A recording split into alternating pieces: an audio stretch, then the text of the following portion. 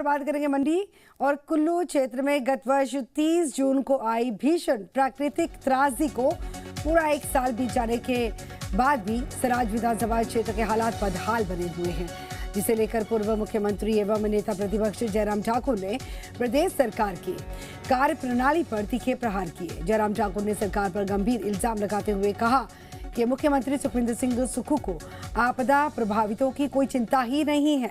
वे जनता की परवाह किए बिना सिर्फ मस्ती में सरकार चलाने में व्यस्त हैं। पिछले साल आज ही के दिन इस प्रलयकारी जो आपदा जो आई थी, इसमें अकेले सराज क्षेत्र में 33 लोगों की अकाल मृत्यु हो गई थी। सैकड़े लोग बेघर हुए। 1000 करोड़ रुपए से अधिक के भारी नुकसान का आकलन किया गया था, लेकिन सरकार एक साल बीत जाने के बावजूद भी इन जख्मों को भरने में पूरी तरह से नाकाम रही है। 30 जून की रात को भयंकर बारिश के कारण, बहुत बड़ी बारिश के कारण मेरे विधानसभा क्षेत्र में ही नहीं पूरे प्रदेश भर में और जगह भी बहुत बड़ा नुकसान हुआ। और मेरे ही विधानसभा क्षेत्र में एक ही रात को 22 लोगों की जिंदगी चले गई थी। और बाद में उसके बाद जब सारा ये आपदा का दौर जब समाप्त हुआ, तब तक के लिए जिंदगियां जाते जाते उनकी संख्या 33 हो गई। अफसोस इस बात का है कि प्रदेश सरकार ने बहुत सारी बातें कही,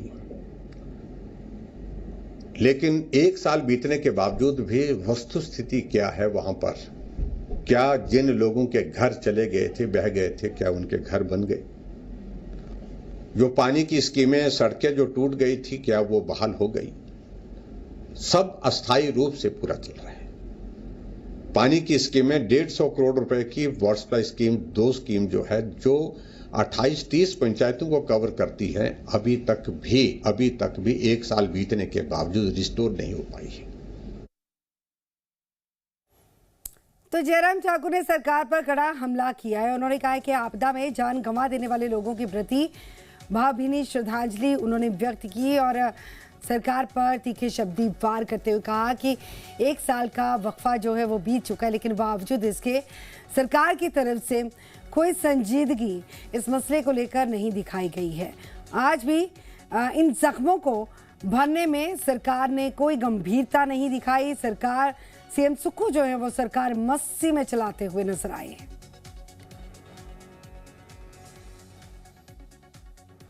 सरकार एक साल बीत जाने के बावजूद भी इन जख्मों को भरने में पूरे तरह से नाकाम रही है, जयराम ठाकुर का बयान। और इसी के साथ बात करेंगे हिमाचल बीजेपी के अध्यक्ष डॉक्टर राजीव बिंदल ने प्रदेश की कांग्रेस सरकार पर लोकतांत्रिक संस्थाओं को कमजोर करने और जनादेश का सम्मान नहीं किए जाने का इल्जाम लगाया। उन्होंने कहा है कि सीएम सुक्खू के नेतृत्व वाली सरकार लोकतंत्र की हत्या कर जनादेश को हाईजैक करने का प्रयास कर रही है, लेकिन बीजेपी इसे सफल नहीं होने देगी। डॉक्टर बिंदल ने कहा कि पंचायती राज और नगर निकाय चुनाव को टालने के प्रयास किए गए, लेकिन सर्वोच्च अदालत के हस्तक्षेप के बाद चुनाव कराने पड़े। उन्होंने इल्जाम लगाया कि चुनाव परिणाम आए 1.5 महीना से अधिक समय बीत जाने के बावजूद भी जिला परिषदों, ब्लॉक समितियों और इसके साथ नगर परिषद, नगर पंचायत और नगर निगमों में अध्यक्ष, उपाध्यक्ष, मेयर और डिप्टी मेयर के चुनाव लंबित रखे गए हैं। कांग्रेस की वर्तमान प्रदेश की सरकार जो सुक्खू जी के नेतृत्व में चल रही है, उसने लोकतंत्र हत्या की सारी सीमाएं पार कर दी है। पंचायती राज, नगर निकाय चुनाव ना हो, इसके लिए भरसक प्रयास किया। माननीय सर्वोच्च न्यायालय के आदेश पर चुनाव हो गए। आज 1.5 महीना हो गया। जिला परिषद के अध्यक्ष, उपाध्यक्ष, नगर पालिकाओं के अध्यक्ष, उपाध्यक्ष, कॉरपोरेशंस के मेयर और डिप्टी मेयर, इनके चुनाव को लंबित करते करते लंबा समय हो गया। तोड़फोड़ की राजनीति, हॉर्स ट्रेडिंग की राजनीति और लगातार एक के बाद एक नियमावली में परिवर्तन, चलते हुए चुनाव के बीच में नए नए नोटिफिकेशन करना केवल और केवल भारतीय जनता पार्टी से संबंधित पार्षदों को प्रधानों को, उप प्रधानों को, बीडीसी मेंबर, जिला परिषद मेंबर्स को प्रभावित करने के लिए तरह तरह के हथकंडे अपनाए जा रहे हैं। और इसके साथ बात करेंगे पूर्व केंद्रीय मंत्री और सांसद अनुराग ठाकुर की, जिन्होंने इंदिरा गांधी के द्वारा 1975 में लगाए गए इमरजेंसी के तर्ज पर हिमाचल प्रदेश में भी सुक्खू सरकार के द्वारा आपातकाल जैसी स्थितियां किए जाने का इल्जाम लगाया। अनुराग ठाकुर ने कांग्रेस राज में एचआरटीसी कर्मचारियों के द्वारा अपने अधिकारों के लिए सड़क पर जाने की बात कही और परिवहन निगम कर्मियों के साथ धोखा किए जाने का दावा किया। उन्होंने सुक्खू सरकार को वायदा खिलाफी और टैक्स सेस वाली सरकार का नाम दिया और अनुराग ठाकुर ने कहा कि कांग्रेस ने जनता और कर्मचारियों को प्रताड़ित किए जाने का काम किया है, लेकिन पंचायती राज चुनाव में जनता ने कांग्रेस को आईना दिखा दिया है। मेरा बड़ा आरोप कांग्रेस पर है, लोकतंत्र की हत्या कर रही है। पहले चुनाव ना करवाना, विलंब करवाना और जब करवाना तो नियमों में बार बार परिवर्तन करना। यह कब होता है कि चुनाव की अभी प्रक्रिया भी पूरी नहीं हुई हो, आप बीच बीच में अपने संशोधन लाते जाओ, नए कानून लाते जाओ, विधायकों को अधिकार दे दो, किश्तों में जाकर जिला परिषद बीडीसी के चेयरमैन के चुनाव हो रहे, नगर निगमों के चेयरमैन के चुनाव हो रहे। क्या मजबूरी है कांग्रेस की सरकार की? खरीद फरोख्त में लगे, आधिकारिक दबाव बनाने में लगे, राजनीतिक दबाव बनाया जा रहा है।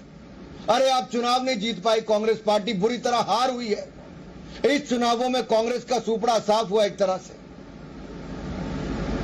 जब चुनाव नहीं जीत पाए तो अपनी सरकार की ताकत से सत्ता हथियाना चाहते हैं। अब बात करेंगे हिमाचल में जल्द ही मंत्रिमंडल का विस्तार हो सकता है। इस वक्त की बड़ी खबर का रुख करेंगे। जल्द ही हिमाचल में कैबिनेट विस्तार की जानकारी निकलकर सामने आई। बता दें कि अगले 2 महीने में मंत्रिमंडल में फेरबदल के साथ विस्तार होगा और विभाग में काम के आधार पर फेरबदल किया जाएगा। कांग्रेस सारा कमान से हरी झंडी मिलने के बाद कैबिनेट में बदलाव किया जाएगा। मंत्रिमंडल के कुल 12 पदों में से मंत्री का एक पद खाली है। विधानसभा अध्यक्ष का पद भी 8 महीने से खाली पड़ा है।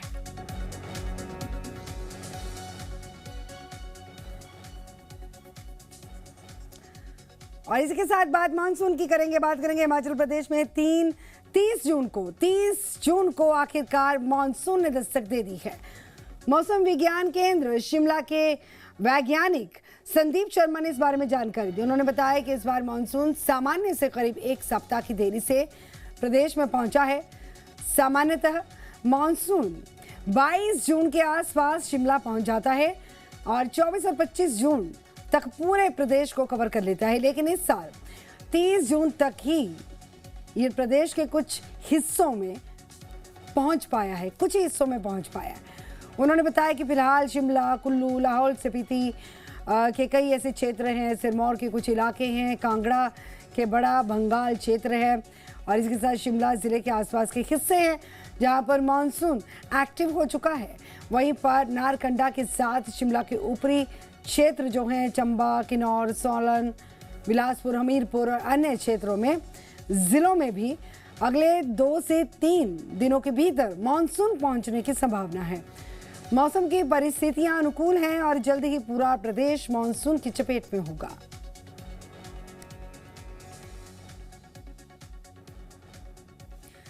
ऊना जिले के बंगाणा मंडल का रुख करेंगे, जहां पर मलांगड़ मियां गांव के रहने वाले सेना के जवान बिशंबर सिंह का ड्यूटी के दौरान पिछले कल निधन होने की जानकारी मिली थी और जानकारी के मुताबिक साल 2008 में भारतीय सेना की आर्टिलरी रेजिमेंट में भर्ती हुए हवलदार बिशंबर सिंह इन दिनों देहरादून में तैनात थे और बीते सोमवार सुबह नियमित शारीरिक प्रशिक्षण के बाद जब वे साइकिल पर अपनी यूनिट के लिए लौट रहे थे तभी अचानक से उनके सीने में तेज दर्द हुआ।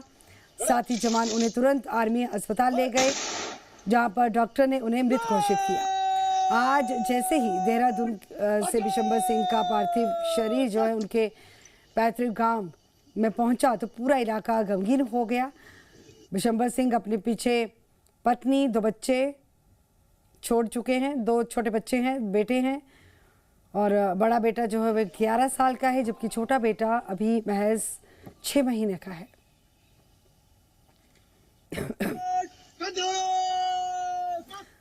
अब बात करेंगे हिमाचल में नीट परीक्षा के लिए गलत परीक्षा केंद्र के मामले की, जहां पर हिमाचल हाई कोर्ट ने केंद्र सरकार और एनटीए को नोटिस जारी किए हैं। हाई कोर्ट ने इस पूरे मामले में केंद्र सरकार और नेशनल टेस्टिंग एजेंसी यानी कि एनटीए के समेत कुल 6 प्रतिवादियों से 2 हफ्तों के भीतर जवाब दायर करने को कहा। हिमाचल हाई कोर्ट की न्यायाधीश न्यायमूर्ति ज्योत्सना रिवाल दुआ की बेंच ने इस पूरे मामले पर सुनवाई करते हुए ये आदेश जारी किए हैं। इस मामले में अब अगली सुनवाई 15 जुलाई को होगी।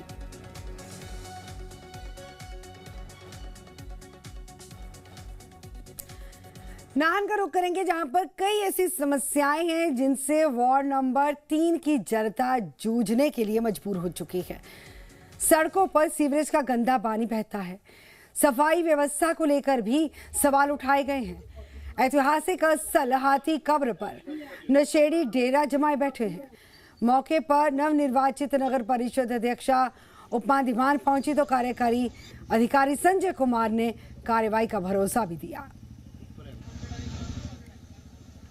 वो सीवरेज का जो नाले का गंदा पानी है वो रोड के ऊपर हमेशा ही बहता रहता है। मॉर्निंग और इवनिंग में ये इसकी जो तादाद होती है पानी के बहने की वो ज़्यादा होती है और रोड क्रॉस करने में भी प्रॉब्लम आती है। और साथ ही यहाँ पर हाथी की कब्र है जिसमें चिल्ड्रन पार्क बनाया गया है और छोटे छोटे बच्चे शाम को, आजकल छुट्टियाँ चली हुई थी जैसे, तो वो खेलने के लिए आते थे, उनको भी क्रॉस करने में रोड प्रॉब्लम होती है। और साथ साथ यहाँ पर जो हाथी कब्र परिसर है इसमें नशेड़ी बैठे रहते हैं और कपल्स भी बैठे रहते हैं जो बहुत ही ज़्यादा गलत हरकतें करते हैं, जिनकी वजह से हमारे बच्चों के ऊपर बहुत बुरा उसका इम्पैक्ट जा रहा है। अब देखो खाना पीना सब बच्चों की ड्रेस गंदी, सब कुछ गंदी है। यहाँ इतना गंद है ना जो बैठा नहीं जा रहा, इतनी बदबू है। आज बरसात आ रही है, अब देखो, और ये नाली सारी बंद है भैया। पानी आता है, सारी चिंटे आती है, हाथी कब्र लॉक तारे लगा देती है और बच्चे खेलते हैं और बहुत गंदे संदे बच्चे बैठते हैं यहाँ पे, शराब पीते हैं नशे वाले। सफाई नहीं रखते। ये 10 साल हो गए ये गंदा पानी बहता है यहाँ पे। इसकी वजह से हम ना तो रोड क्रॉस कर सकते हैं, ना घर में बैठ सकते हैं। बीमार लोग हैं हम, मच्छर आते हैं, इतने बदबू आती है घर में। ये पानी कभी बंद नहीं होता। अब कमेटी वाले कभी आके देखते ही नहीं इसको। पानी से जो है बहुत परेशान है। ये 10-12 साल से यही समस्या है। पानी निकलता है, कमेटी वालों को बार बार कंप्लेंट करते हैं, वो आते हैं, थोड़ा सा सफाई करते हैं, कुछ दिन के लिए ठीक हो जाता है, फिर ये कंडीशन रहती है। और ये इतना गंदा पानी है कि ये सारा रोड पे निकलता है। ड्रेनेज में सीवरेज का इशू जो आ रहा है वो अभी ध्यानार्थ आया है, तो इसके ऊपर हम जल्दी ही साइट विजिट करेंगे और वहाँ पर जो भी समस्या होगी उसका निदान करेंगे। अगर ये लगेगा कि एनएच विभाग की भी वहाँ पे ज़रूरत है तो उनके साथ मिलकर जो है ज्वाइंट जो है विजिट किया जाएगा। और जहाँ तक कूड़े का प्रश्न है, वो कूड़ा तो हम लोग प्रतिदिन उठाते हैं, लेकिन लोगों के द्वारा भी वहाँ पर जो आए दिन जो कूड़ा वो प्रतिदिन जो है वो फेंका जाता है। तो मेरा भी लोगों से भी अनुरोध है कि वो भी नगर परिषद के साथ कोऑपरेट करें। अब बात करेंगे ग्लेशियर पिघलने से आई आपदा से लाहौल घाटी के कई इलाके प्रभावित हुए हैं। इससे निकल रहे मलबे से एक तरफ मनाली लेह मार्ग अवरुद्ध हुआ है तो दूसरी तरफ उदयपुर और मेयार घाटी भी प्रभावित हुई है। जिस्पा, करपट, जालमा के सहित कई ऐसे नाले हैं जो उफान पर हैं। मलबे के साथ साथ चट्टानों का बहना जारी है और जिससे कई पुल बह चुके हैं। सड़कें, एयर पुल टूटने से लोगों का संपर्क टूट चुका है।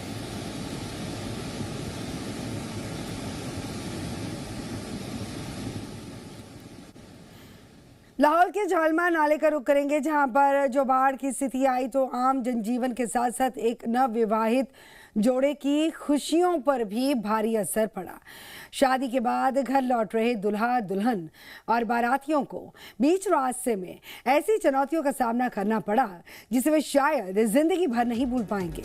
उफनते नाले, टूटी सड़क और जानलेवा हालातों के बीच में सभी को जोखिम उठाकर आर पार होना पड़ा। झालमा नाले में आई अचानक बाढ़ ने सड़क संपर्क पूरी तरह से बाधित कर दिया और इसी दौरान एक नव विवाहित जोड़ा और उनके साथ बाराती बीच रास्ते में फंस गए। टीवी स्क्रीन पर आप तस्वीरें देख सकते हैं। एक और शादी की खुशियां थी तो दूसरी ओर उफनता नाला और जानलेवा हालात। स्थिति इतनी ज्यादा गंभीर थी कि प्रशासन को पैदल आवाजाही के लिए अस्थायी पुलिया बनानी पड़ी, लेकिन इस पुलिया को पार करना किसी बड़ी चुनौती से कम न था। मजबूरी ऐसी कि दुल्हा दुल्हन के समेत बारातियों को जान जोखिम में डालकर इसी अस्थायी पुलिया के सहारे आर पार होना पड़ा।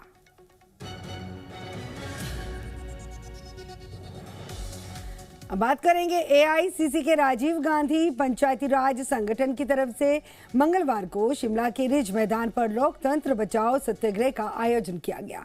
संगठन के राष्ट्रीय अध्यक्ष डॉक्टर सुनील पंवार की नेतृत्व में आयोजित किए गए इस कार्यक्रम में कार्यकर्ताओं ने महात्मा गांधी की प्रतिमा के समक्ष चरखा चलाकर केंद्र की बीजेपी सरकार के खिलाफ विरोध दर्ज किया।